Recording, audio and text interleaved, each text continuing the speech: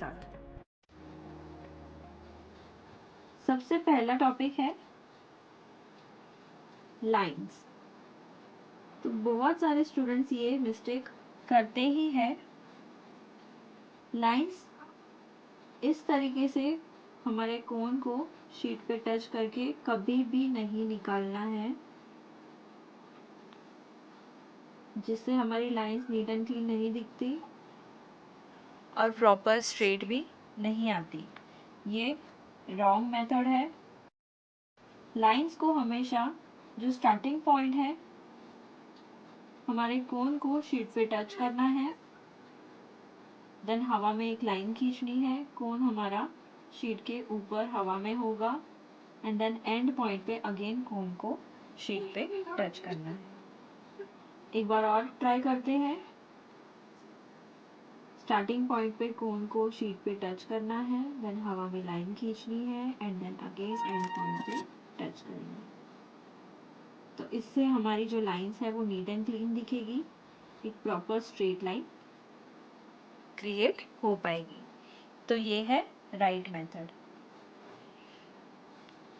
Second, scallop.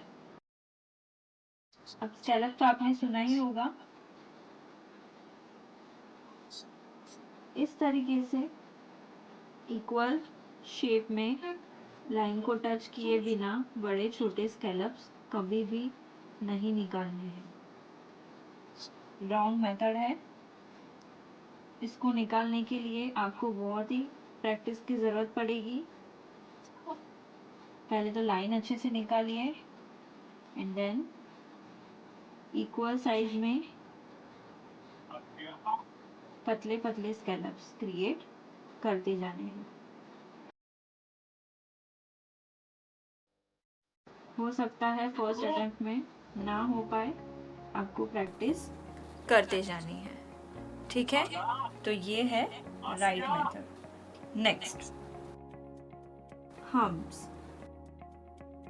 Hums यानी कि बड़े स्कैलप।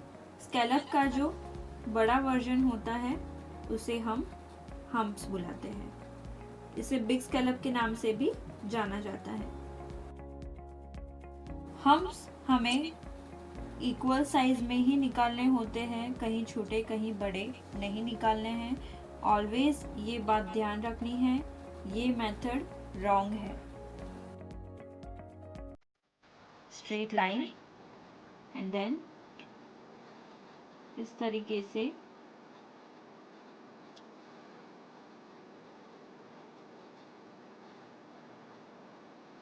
दो हम्स के बीच में स्पेस नहीं होनी चाहिए, सेम साइज के होने चाहिए, कोई बड़ा नहीं कोई राइट मेथड।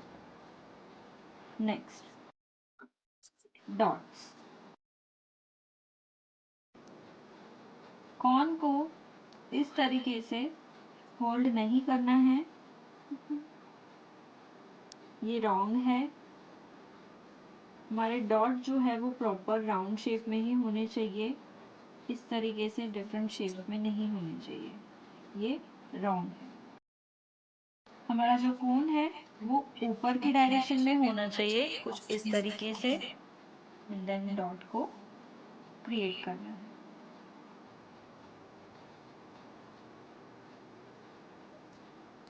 सारे डॉट इक्वल दिखने चाहिए, उसके लिए आपका जो प्रेसिंग है वो अच्छा होना चाहिए। ओके, ये है right method. Next, leaf. Straight line. ये जो छोटे छोटे लीफ है उसको हमें इक्वल साइज में और एक ही डायरेक्शन में करना होता है, कहीं बड़ा कहीं छोटा नहीं होता, तो ये रॉन्ग है। लीफ के लिए सबसे पहले डॉट लेना है एंड देन स्ट्रेच करना है। आप चाहे तो सबसे पहले इस तरीके से शेप भी ले सकते हो और उसे डार्क फिल भी कर सकते हो। डायरेक्ट लोगे तो उसका जो फिनिशिंग है वो अच्छा दिखेगा। डॉट एंड स्ट्रेच, हर एक लीफ का जो डायरेक्शन है वो सेम होना चाहिए, साइज सेम होनी चाहिए, दो लीफ के बीच में जो गैप है वो इक्वल होना चाहिए।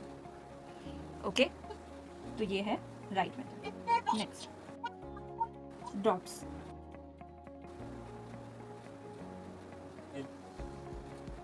ड्रॉप्स में इस तरीके से कभी भी हमें पैटर्न क्रिएट नहीं करनी है।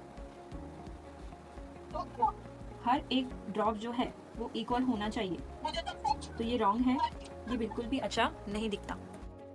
इसमें आपका जो प्रेसिंग सेंस है वो काम करता है। कॉर्न में इक्वली प्रेस करना है, स्ट्रेट लाइन लेनी है, कोन में इक्वली प्रेस करना है एंड देन स्ट्रेट लाइन लेनी है। इस तरीके से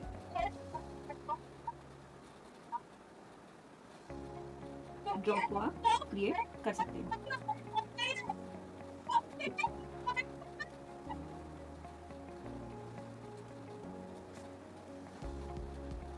ट्राई कीजिए, वन स्ट्रोक में आपका क्रिएट हो जाए। ओके, तो ये है right method. Next, spiral. Spiral यानी कि swirl, यानी कि जलेबी, यानी कि 6। जलेबी हमेशा बहुत सारे लेयर वाली बनती है। ये कॉमन मिस्टेक है जो स्टूडेंट्स करते ही करते हैं। अगर हम इस तरीके से जलेबी बनाएंगे तो ये रॉन्ग है।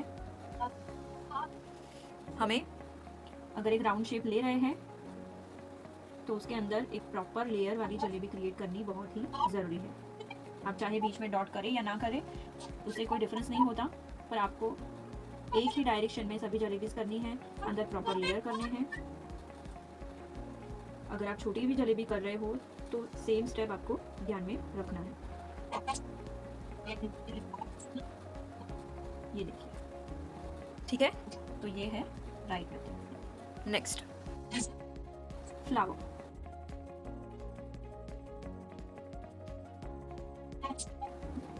फ्लावर में हमारे जो पेटल्स हैं वो इक्वली क्रिएट होने बहुत ज़रूरी है। कहीं भी कोई भी छोटा या बड़ा पेटल हो गया तो अच्छा नहीं दिखता, तो ये मेथड रॉन्ग है। सबसे पहले तो जलेबी अच्छे से क्रिएट कीजिए, उसके बाद लाइंस क्रिएट कीजिए,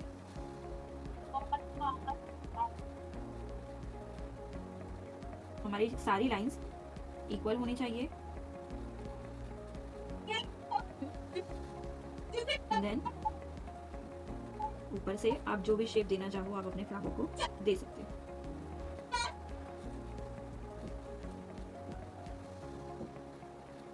ओके, तो ये है राइट मेथड। आई होप आप सभी को समझ में आया होगा। Thank you for watching.